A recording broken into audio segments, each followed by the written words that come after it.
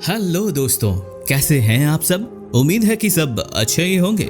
दोस्तों, क्या आप भी उनमें से एक हैं जो पंजाब में रहने वाले हर एक व्यक्ति को जो पंजाबी भाषा बोलते हैं, फिर चाहे वो किसी भी धर्म के हों, उन्हें पंजाबी कहकर बुलाते हैं, फिर चाहे वो सिख हों या फिर सरदार, हम सभी को पंजाबी समझते हैं। अगर हाँ, तो आपको बताना चाहूंगा कि आपकी ये जानकारी आधी है और अधूरी भी, और वो इसलिए क्योंकि सिख, सरदार और पंजाबी तीनों अलग अलग होते हैं।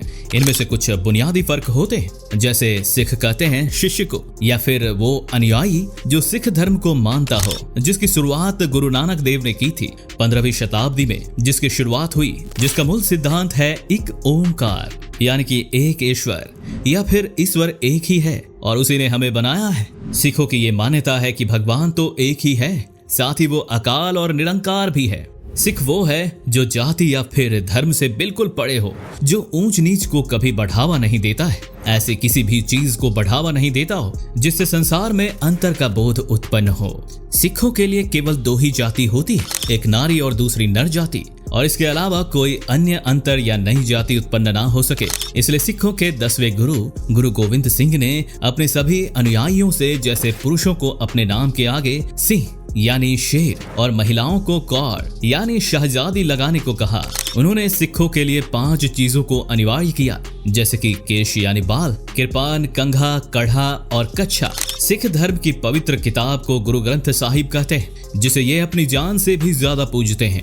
ऐसा करने वाले ही एक असली और सच्चा सिख माना जाता है। दुनिया के 75% से ज्यादा सिख पंजाब राज्य में रहते हैं, और यही वजह है कि हम और आप पंजाबी और सिख को एक ही समझ बैठते हैं। अब बात करते हैं पंजाबी की, जो कोई धर्म या फिर जाति नहीं है, बल्कि एक संस्कृति है, जीने का एक तरीका है, जो पंजाब में रहने वाला या फिर वहां जन्मा व्यक्ति कहलाता है। फिर वो चाहे हिंदू हो या फिर मुस्लिम, सिख हो या फिर ईसाई, पंजाब का हर एक व्यक्ति पंजाबी कहलाता है। ठीक इस तरह सरदार वो लोग कहलाते हैं जो सिख धर्म के अनुयायी तो होते हैं, लेकिन उनका पंजाब की धरती से कोई लेना देना नहीं होता। सरदार वो उपाधि है जिसे पहली बार गुरु गोविंद सिंह ने अपने उन वीर जवानों को दी थी, जिन्होंने मुगलों से लोहा लिया था, जिन्होंने हजारों जवानों की सेना का नेतृत्व किया। ऐसे सिपाहियों को सरदार कहा गया।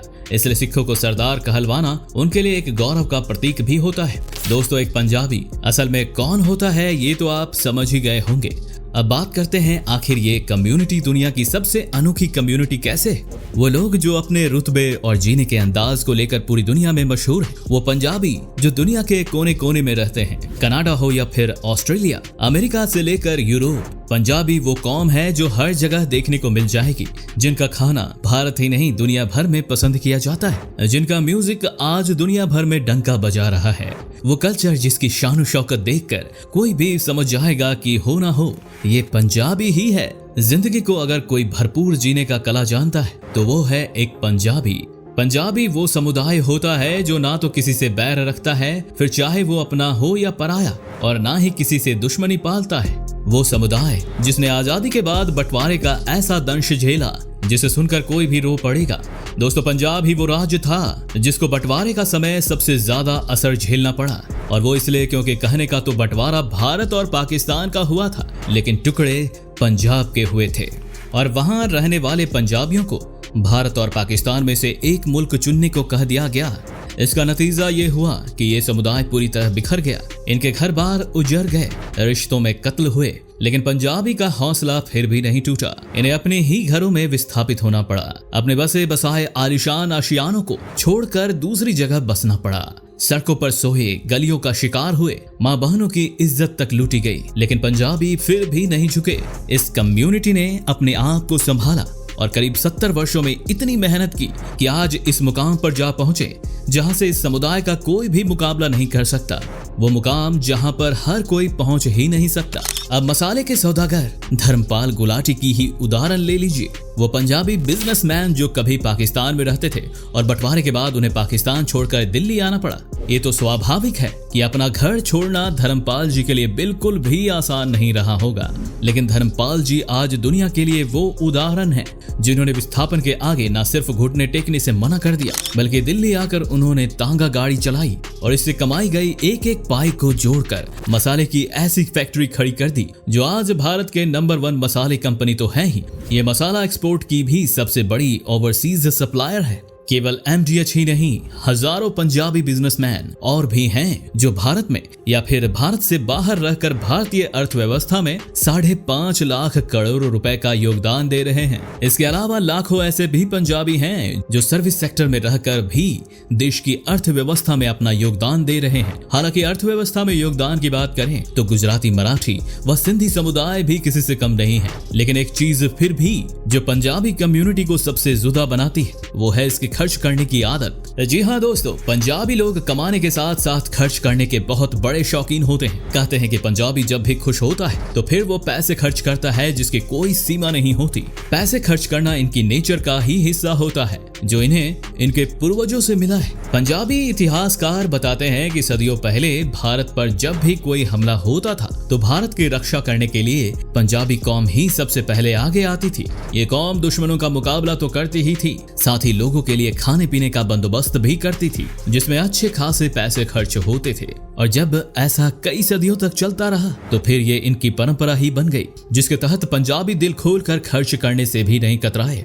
दोस्तों, इस बात में कोई भी दो राय नहीं है कि पंजाबियों की वजह से ही खर्च करना एक आदत बन गई है जिसे देश के अन्य राज्यों और वहां रहने वाली कम्युनिटी ने फॉलो किया। वरना भारत देश में आज भी ऐसे समुदाय मौजूद हैं जिन्होंने इस परंपरा को नहीं अपनाया और आज भी वो लोग पैसों को केवल बेहद जरूरी काम करने के लिए ही खर्च करते हैं। केवल खर्च करना ही नहीं, समय समय पर ये समुदाय समाज सुधारक की भूमिका भी निभाता आया है। जैसे आपने देखा होगा कि आज महिलाओं को पुरुषों की तरह बराबर का सम्मान, जगह और अवसर देने का प्रयास हो रहा है जो कि काफी हद तक कामयाब भी है। बेटियों को बचाना और उन्हें पढ़ाना अब लगभग हर समुदाय और धर्म में देखने को मिल जाएगा।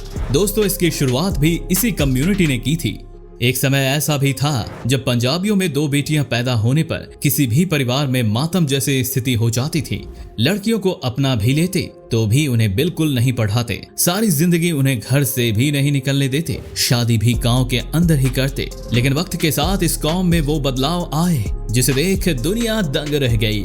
आज इस कौम की बेटियां हर वो काम कर रही हैं जो पुरुष कर लेते हैं। यहाँ तक कि जिन लड़कियों को घर से बाहर जाने की इजाजत नहीं होती थी वो आज लंदन, अमेरिका में रहकर पढ़ाई और नौकरी करती हैं। ब्यूटी कॉन्टेस्ट में भाग लेकर विश्व सुंदरी का खिताब अपने नाम कर रही हैं। ये लोग इतने मॉडर्न हो चुके हैं कि देश में कौन सा ट्रेंड चलेगा, जूते से लेकर कपड़ों तक, हेयर स्टाइल से लेकर कोई भी अन्य ट्रेंड, उसे क्रिएट करने वाली कम्युनिटी अगर कोई है तो वो है पंजाबी।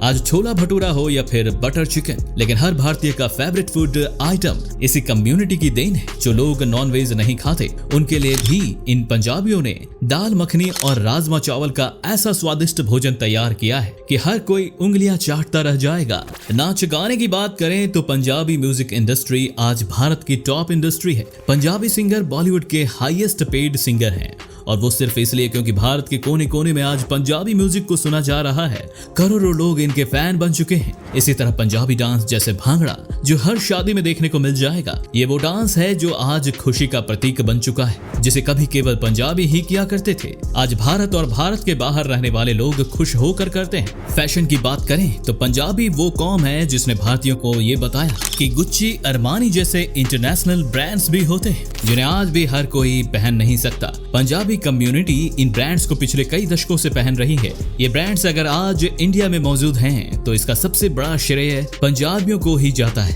और इसी के चलते हमारी देशी फैशन भी अगर आज इस मुकाम तक जा पहुंची है तो उसमें भी पंजाबियों का ही हाथ है। दोस्तों, एक पंजाबी की सबसे बड़ी पहचान ये होती है कि वो सेक्युलर होता है। उसमें सभी धर्मों के प्रति एक बराबर सम्मान होता है। वो जितना गुरु नानक को मानता है उतना ही सम्मान वो भगवान राम और अन्य सभी धर्मों को देता है। लेकिन दोस्तों, पंजाबियों की इस जिंदा दिली को कई लोग शो ऑफ भी समझ बैठते हैं। उन्हें लगता है कि महंगी कारें रखकर और महंगी शादियां करके पंजाबी दिखावा करता है, तो ऐसा बिल्कुल भी नहीं है। ये लोग ऐसा दिल से करते हैं। इनके लिए खुशी मनाना बेहद अहम होता है और उससे ज्यादा ये अहम है कि खुशी को जब भी मनाया जाए तो दिल खोलकर मनाया जाए। और ये खुशी इन्हें महंगी कारों, ब्रांडेड कपड़ों, बढ़िया से बढ़िया खानों से भी मिलता है। हालांकि कुछ पंजाबी ऐसे भी हैं जो इस खुशी की सीमा को पार भी कर जाते हैं और नशे की तरफ बढ़ जाते हैं। जी हाँ दोस्तों, पंजाबियों में शहीद ये वो इकलौती आदत है जो इस कौम के बच्चों को तो बर्बाद कर ही रही है, साथ ही साथ इसकी इमेज को भी काफी नुकसान पहुंचा रही है। पिछले कई दशकों से पंजाबी नौजवानों को नशे की ऐसी लत लगी हुई है कि इसके चर्चे अब भारत ही नहीं दुनिया के अन्य देशों में भी होते रहे हैं। हालांकि पंजाबी समुदाय भी केवल हाथ पर हाथ धरे नहीं बैठा, बल्कि नौजवानों को इस खराब आदत से मुक्ति दिलाने के लिए इस पर जोरों शोरों से काम कर रहा है। इसका मानना है कि एक दिन वो अपनी कम्युनिटी को इस दलदल से बाहर जरूर निकाल लेगा। जिस तरह उनके बच्चे नशे की ओर गए, उसी तरफ उन्हें वापस एक नशा मुक्त जीवन की तरफ जरूर लाकर रहेंगे। तो ये थे पंजाबी कम्युनिटी से जुड़ी कुछ बेहद अहम जानकारियां। आपको ये वीडियो कैसी लगी और इस पर आपकी क्या राय है, हमें जरूर बताएं। वीडियो को अंत तक देखने के लिए धन्यवाद।